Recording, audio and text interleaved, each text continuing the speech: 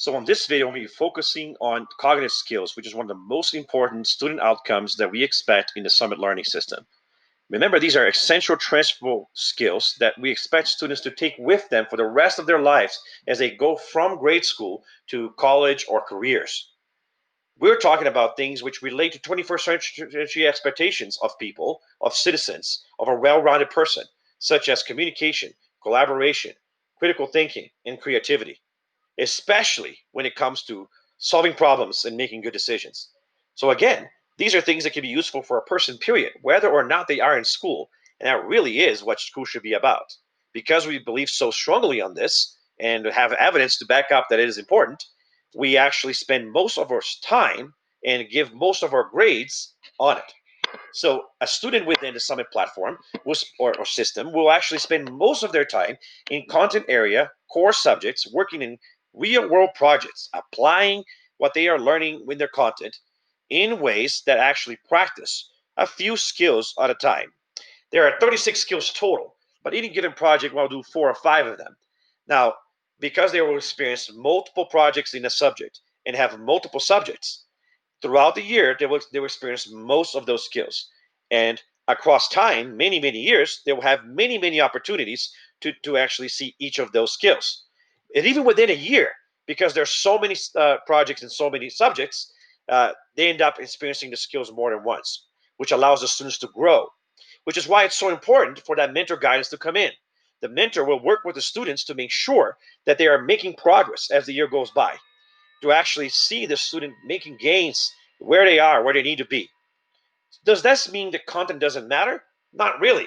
Content is the backdrop which we use to apply the knowledge and practice those skills. So, for example, a seventh grader might be learning about China and might have a Silk Road project where they do a simulation of commerce and they have to convince others about things. And maybe they practice skills like oral communication, argument form, making arguments, using data to make arguments, evaluating people's arguments. And so these concrete cognitive skills are actually being tested in that project. And in a different project, they may be repeated, whether it's on the same subject or another subject, giving students opportunities to improve. That is the beauty of the system. The focus is not on what you need to know about the content. It does matter. We'll talk about that in the next video. The focus is on the skills you build by applying those contents. Now, there are 36 of these skills organized in subcategories. And if you pause and read through the list, you will see that they do reflect those 21st century C's that we talked about earlier in the video. Now, of course, this is graded using a rubric.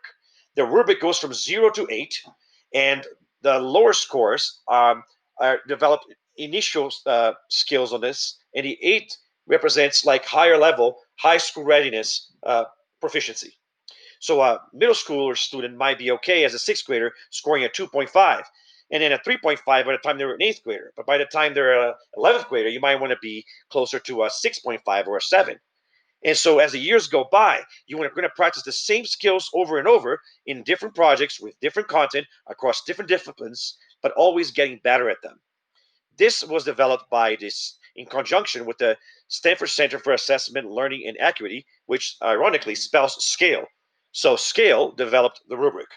But it wasn't coming out of nowhere. It was based on 50 years of educational research. And the culmination of all this research led to the development of these skills. Again, pause the video if you're interested in learning more about the background that led to this in Summit. Now, the best way to learn about it is to hear a testimony from an actual student that spent years going through this process.